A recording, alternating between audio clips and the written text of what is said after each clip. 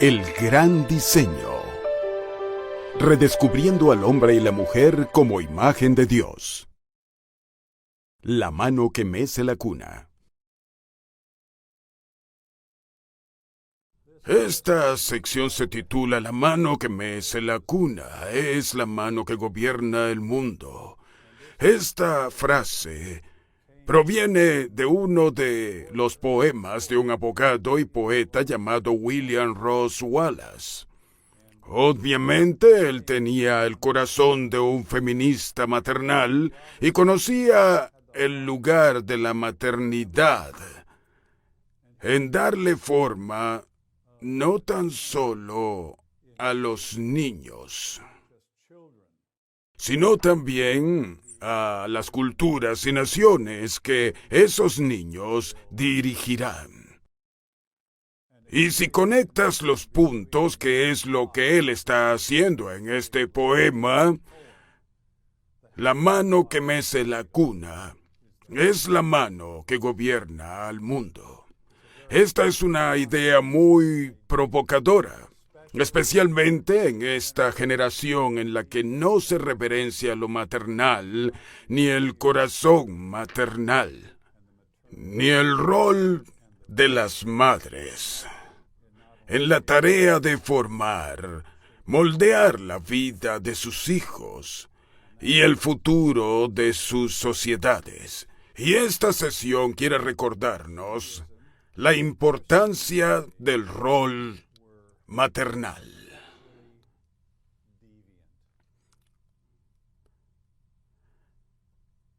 El judaísmo y el cristianismo fueron sexualmente desviantes. ¿Qué significa esto? Significa que las culturas paganas eran sexualmente normativas. Tú podías tener sexo con otro hombre, con mujeres, con muchas mujeres, con niños, con animales y con objetos. Esa era la sexualidad pagana y lo normal por todo el mundo.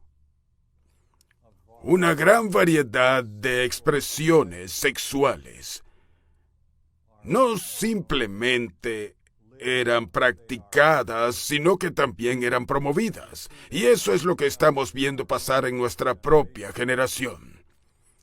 En la medida que te apartas del Dios viviente, adorarás algo. Y la adoración pagana fue lo que llevó a la sexualidad pagana. En el mundo del paganismo, el concepto judeo-cristiano de la sexualidad estaba desviado de la norma pagana. La cultura neopagana contemporánea ve las muchas formas de la sexualidad como igualmente válidas y por lo tanto considera la perspectiva judeocristiana como arcaica, cuando en realidad fue la cosmovisión judeocristiana y el concepto de la sexualidad humana que introdujo en el mundo lo que permitió la elevación de la dignidad de la mujer y el camino hacia sociedades libres. Fui muy retado por un artículo de Dennis Prager, quien es un judío del libro. Él argumentó en su artículo que comparte más temas en común con los cristianos, que son gente del libro, que con muchos de los judíos que no son gente del libro, sino judíos secularizados. Lo dijo contundentemente: tengo más conexión con los cristianos que son gente del libro que con muchos de mis hermanos y hermanas judíos. Él escribió un artículo que apareció en Ortodoxia Hoy llamado La Revolución Sexual del Judaísmo. ¿Por qué el judaísmo y luego el cristianismo rechazaron la homosexualidad? Me doy cuenta de que muchos de ustedes que están mirando este video se quedarán sin aliento con lo que voy a decir, ya que estos conceptos son muy extraños a la cultura moderna y postmoderna. En su artículo, Prager dijo cuando el judaísmo demandó que toda actividad sexual fuera canalizada dentro del matrimonio, produjo un cambio en el mundo. La prohibición de la Torá de toda actividad sexual fuera del matrimonio fue un factor clave en el desarrollo de la civilización occidental. Las sociedades que no pusieron límites alrededor de la sexualidad se vieron obstaculizadas en su desarrollo. La dominación subsecuente del mundo occidental puede ser atribuida grandemente a la revolución sexual iniciada por el judaísmo y más tarde impulsada por el cristianismo. Para los tiempos modernos y postmodernos, estos son reclamos asombrosos. Prager continuó diciendo, esta revolución consistió en forzar al genio del sexo dentro de la botella del matrimonio. Aseguró que el sexo ya no dominará la vida social. Elevó el amor y la sexualidad entre el hombre y la mujer, y por lo tanto, casi por sí mismo, creó la posibilidad del amor y el erotismo dentro del matrimonio. Así empezó la ardua tarea de elevar el estatus de la mujer.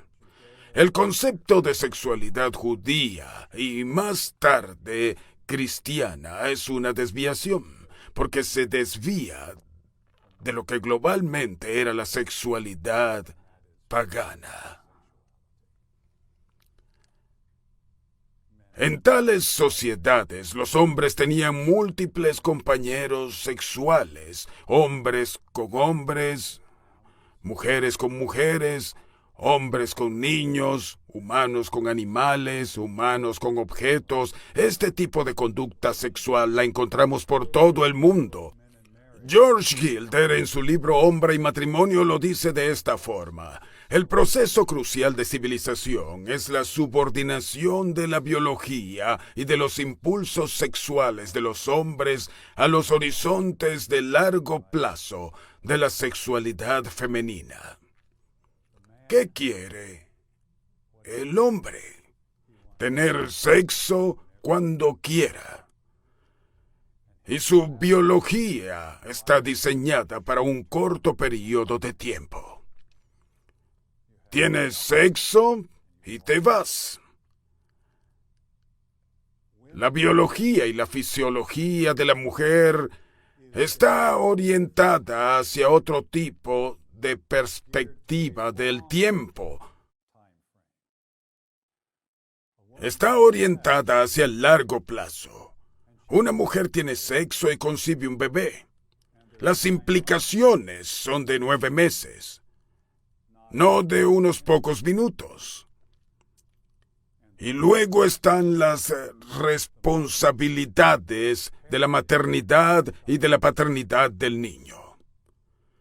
Pienso en mi propio país, en la gran cantidad de niños pequeños que carecen de padres.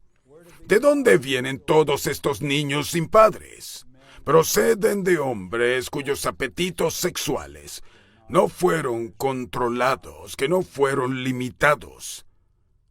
Hombres que hicieron lo que sintieron que querían hacer con las mujeres cuando lo quisieron y luego se fueron, dejando a las mujeres embarazadas con un niño sin padre. Puedes ir alrededor del mundo y encuentras la tragedia de la sexualidad masculina sin restricciones. La encuentras por todas partes. Los hombres tienen horizontes de tiempo muy cortos y buscan el placer del momento. Debido a la forma como hemos sido hechos y a quienes somos, esos cortos momentos de placer producen nuevos seres humanos que existirán por siempre. Los hombres no tienden a pensar en estos términos, solo se concentran en el placer de ahora mismo. El proceso crucial de la civilización es la subordinación de la biología y de los impulsos sexuales masculinos a los horizontes de largo plazo de la sexualidad femenina.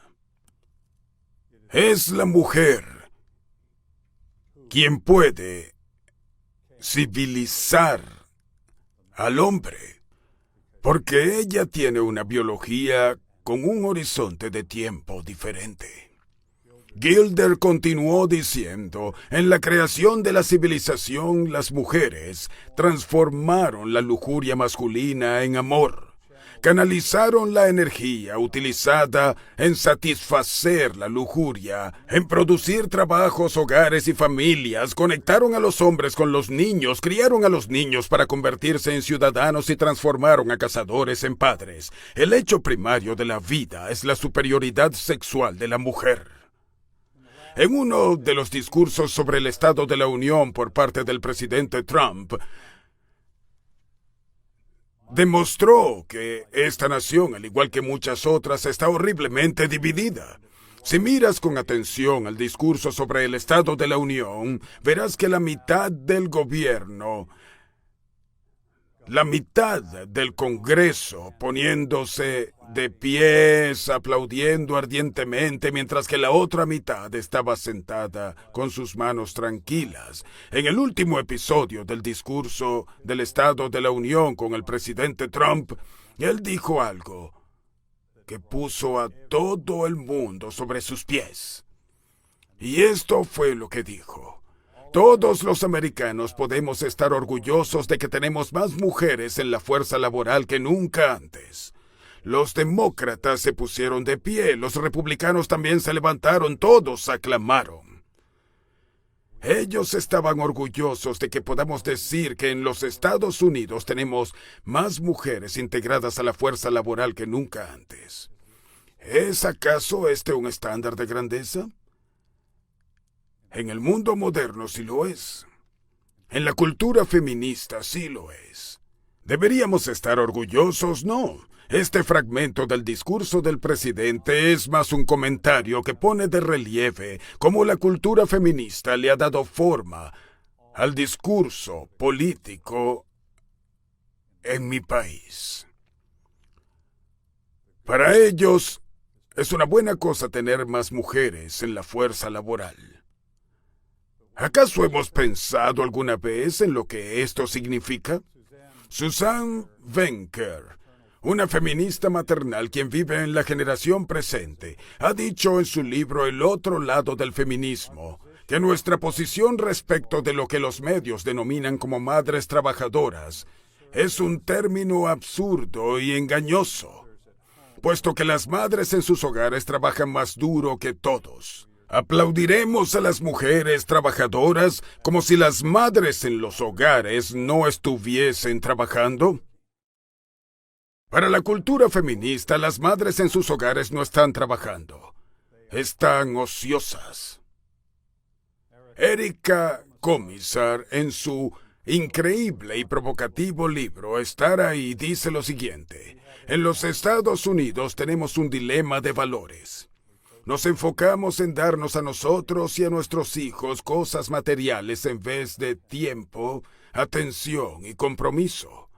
No queremos reconocer que el criar a niños sanos requiere que por algún tiempo pongamos sus necesidades por encima de las nuestras. En la cultura occidental feminizada, las necesidades de las mujeres son más importantes que las necesidades de los niños.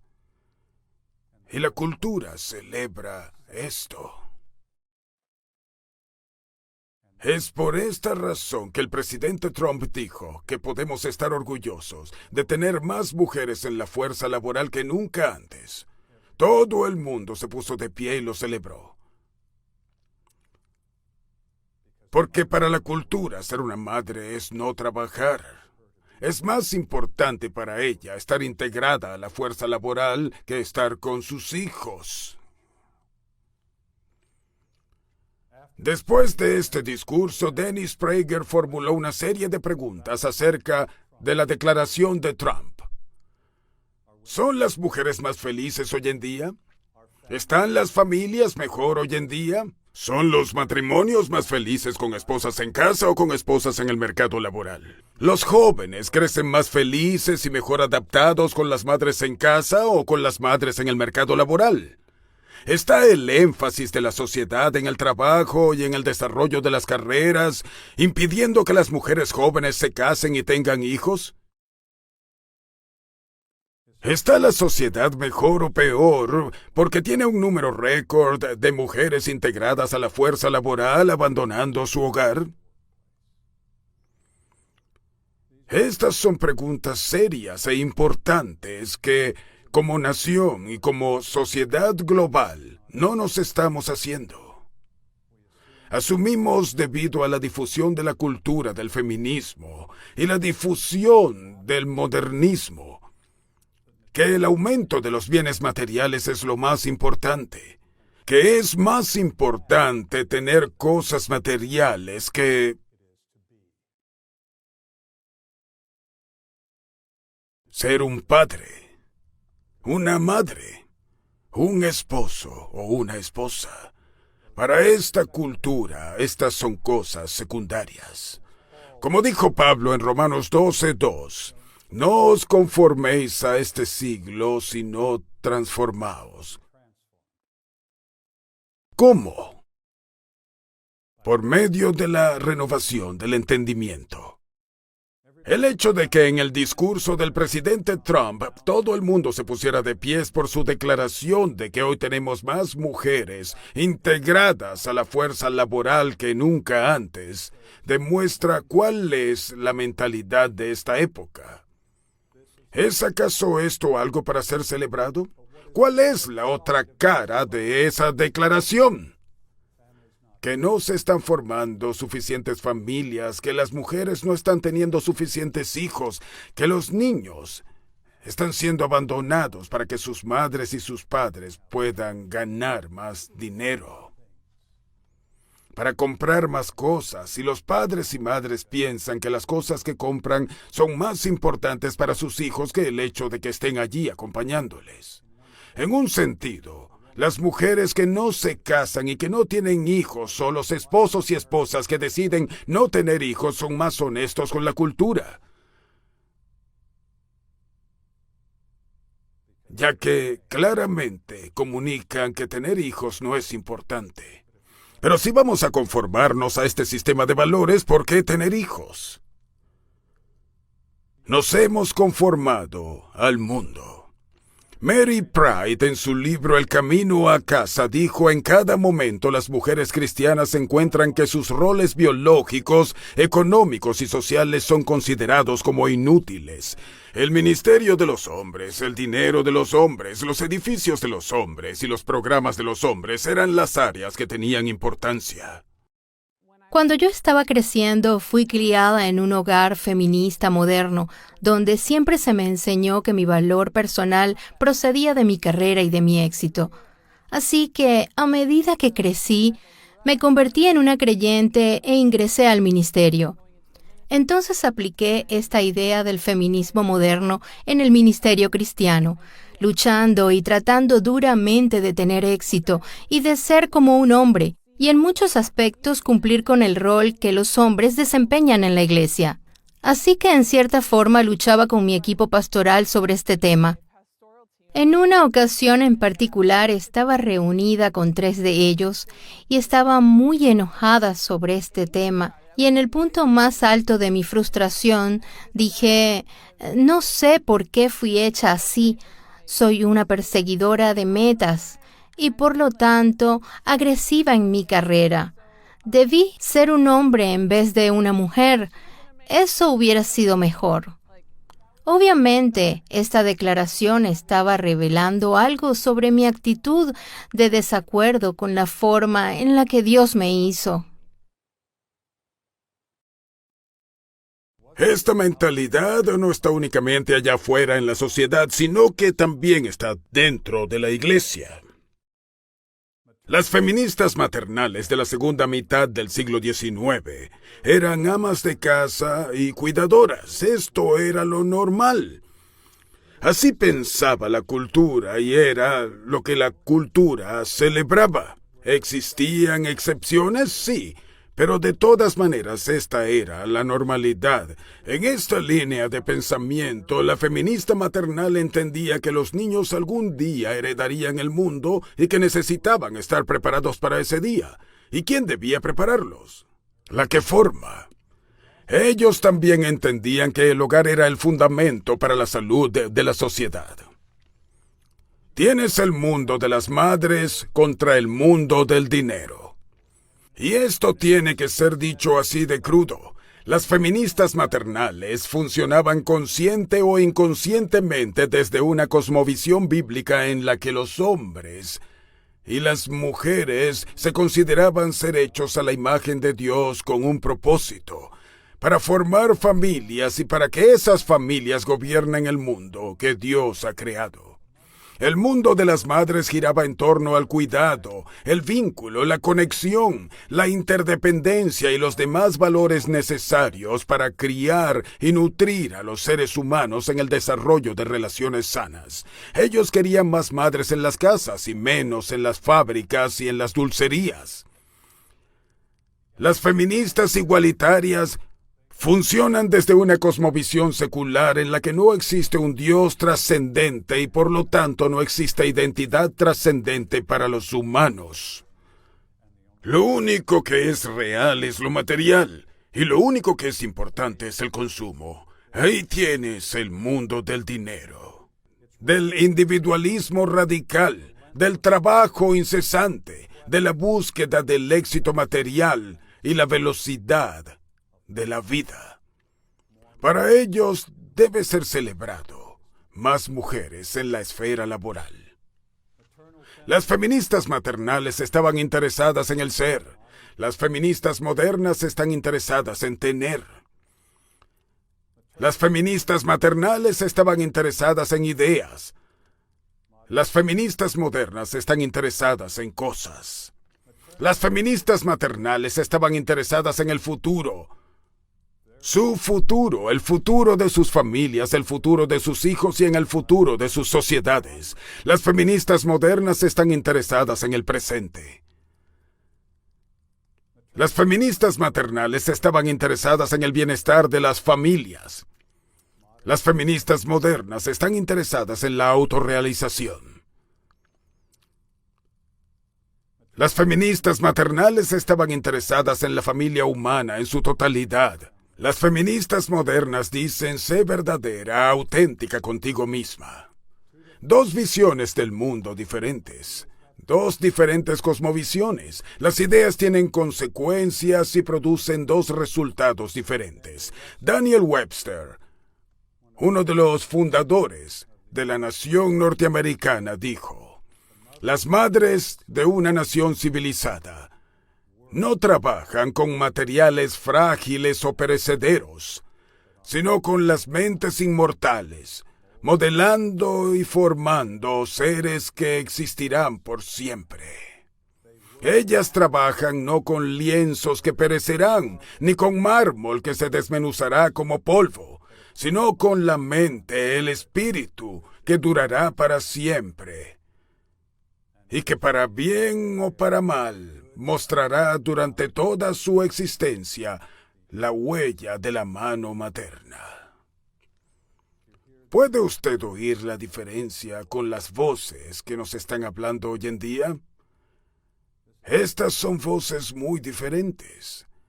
Esta es la voz de una feminista maternal, Nellie McClung, quien fue una feminista maternal, dijo lo siguiente: el lugar de una mujer está en el hogar o fuera del mismo, donde quiera que ella sea llamada a proteger a aquellos a quienes ama y a mejorar sus condiciones de vida. La voz de una mujer, su lugar es en el hogar, pero no solo en el hogar. Su lugar está en el mercado y fuerza laboral, en la plaza pública donde su voz es necesaria, donde su liderazgo es requerido. Es una voz de liderazgo diferente a la voz del liderazgo masculino. Es la voz de una que cría y nutre, hablando en el mercado laboral, en la plaza pública, en favor del buen futuro de los niños y de las generaciones venideras. Lidia Signori, a quien he citado con anterioridad, es para mí el epítome de una feminista maternal. Para los que estén interesados en estas cosas, les animo a leer su libro Cartas para las Señoritas, porque en su libro aborda a las mujeres jóvenes quienes tienen un corazón maternal y quienes esperan algún día casarse y tener niños a quienes criar. Ella está básicamente diciendo en su libro que necesitas planear quién vas a ser en el futuro y no simplemente dejar que suceda. Tienes que planear cómo ser una madre. Ella le recordó a las mujeres su llamado maternal a criar, moldear y educar a los futuros ciudadanos y líderes de la nación. Cuando leí ese libro, quedé aturdido y quedé pasmado por dos razones. Primero, lo que dijo es como si lo estuviera diciendo desde una era diferente, de hace 100 o 150 años, una era con una mentalidad diferente. Era como si ella viniera de otro planeta. Cuando leí su libro, estaba trabajando en la preparación del libro Opresión de la Mujer. Y estas conferencias sobre la dignidad de la mujer, cuando leí su libro quedé atónito, nunca había leído algo así antes. También quedé aturdido por la prosa tan hermosa con la que ella escribió. Yo no podría escribir como ella escribe, y creo que muy pocas personas podrían hacerlo, por lo menos en nuestra generación. Ella articuló una visión de la mujer y del rol maternal muy elevada y más profunda que nunca antes había escuchado. Y este es un tema que me ha preocupado por más de una década. Sus pensamientos son algo más grande que lo que jamás yo he escuchado de parte de sexistas, feministas, o de parte de la iglesia evangélica. Las líneas de apertura de su carta son muy reveladoras. La mente de la era presente actuando sobre la mente de la próxima es un tema de preocupación para toda persona dotada de intelecto, interés, amor o esperanza por el bienestar de la raza humana. ¿Está preocupado por el bienestar de la raza humana? Podríamos estar dando un servicio solo de labios si decimos que lo estamos. Estamos preocupados por los pobres, estamos preocupados por lo que sucede en el mundo hoy en día, pero ¿quiénes les están dando forma a ese mundo? Las personas quienes eran niños hace 30, 40 o 50 años atrás. ¿Quién formó a esos niños? Es acerca de este proceso que Signori está hablando. Es la mano que mece la cuna, la que gobierna el mundo. Si no hacemos la conexión entre estos dos factores y miramos al mundo y nos preguntamos ¿qué es lo que está pasando hoy en día? Lo que está pasando hoy en día son las consecuencias del conjunto de ideas que colocaron a los niños en un segundo lugar de importancia. Signori dijo también, no será importante que al sexo a quien la naturaleza le ha delegado el moldear la mente de las masas durante su primera formación debería estar familiarizada con el funcionamiento de la estructura y desarrollo de la mente. ¿No deberían las madres ser pensadoras? ¿No deberían las madres estar pensando sobre lo que se requiere para moldear la mente y el alma de un niño? Que aquellas que han de nutrir y formar a los futuros gobernantes y a los empresarios prósperos deberían demostrar en los anales de la historia los valores de la justicia, de la ley justa, el deber de la subordinación que encontramos. ¿Quieres tener una sociedad libre con personas libres? ¿Qué entiendes sobre la ley y sobre la libertad? ¿Entienden las madres estas cosas? ¿Está ella educada para entender las cosas que edifican a una sociedad libre? Ellas necesitan entender estas cosas, necesitan pensar en estas cosas en su propia juventud, porque ellas van a ser las madres de la próxima generación. Aquí es donde yo amo su lenguaje, su manera de expresarse. Las mujeres están comisionadas para encender las lámparas del alma. ¿No debería ser un requisito que aquellas en cuyos senos será cuidado el corazón infantil deberían ser vigilantes, atentas a observar sus primeras inclinaciones hacia el bien o hacia el mal? ¿Que aquellas que son comisionadas a encender las lámparas del alma deberían saber cómo alimentar y llenar esas lámparas con aceite puro? La madre no simplemente da a luz al hijo. Ella es la chispa que enciende la lámpara del alma de ese niño. No somos animales. Darwin está equivocado. Los seres humanos fuimos creados a la imagen de Dios. Cuando un niño es concebido, ese niño existirá por la eternidad. Ese niño tendrá un nombre que Dios utilizará para llamarlo. Dios nos llama por nuestros nombres. ¿De dónde obtenemos esos nombres? Las madres encienden las luces del alma. Encienden las lámparas del alma. La vocación natural de la mujer es enseñar. Es en la esfera doméstica, que es su provincia natal, donde la mujer es inevitablemente una maestra. ¿No es acaso el niño en la cuna su alumno? ¿Acaso no dan su sonrisa las primeras lecciones al alma? En esta serie ya hemos hablado de esto, del contacto de alma con alma, de la madre con su hijo, de la conectividad, de la intimidad entre la madre y su hijo.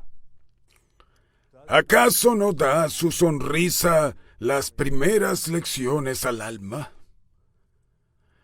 ¿No consagra ella su propia imagen en el santuario de la mente del niño con tanta firmeza que ningún cambio repentino la desplaza, ni tampoco ninguna idolatría le puede sustituir? Estas no son cosas accidentales de la maternidad. Estas son cosas intencionales de la maternidad. Mi bebé es un ser humano, hecho a la imagen de Dios, quien existirá para siempre. ¿Acaso entiendo esto? ¿Cómo trato a este bebé? ¿Necesita este bebé cosas? ¿Un juguete nuevo? ¿O acaso me necesita a mí? Pausa y reflexione sobre cuáles son las implicaciones para las mujeres jóvenes en términos de entender su propio desarrollo. Sea que lo admita o no, sea que lo sepa o no, la madre es una maestra. Percibir que la mente del niño está en su etapa más plástica y que se entrega a su influencia, se torna en el discernimiento de mayor importancia. ¿Estará la madre calificada para enseñar? Sea que la madre se dé cuenta o no, ella es una maestra. Ella le enseñará algo a sus hijos.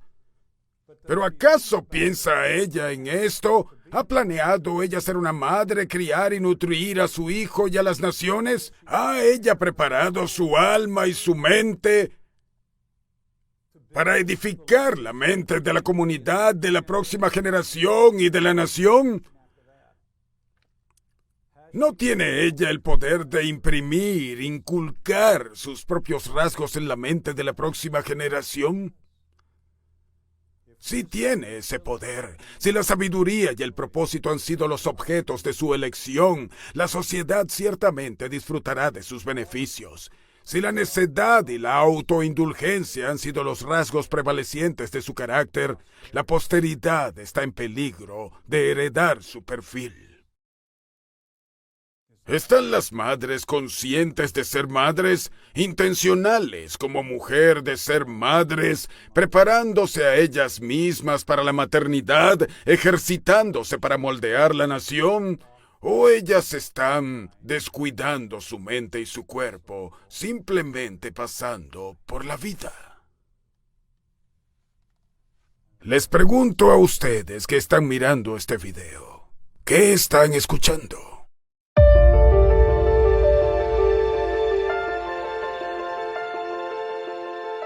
El gran diseño. Redescubriendo al hombre y la mujer como imagen de Dios.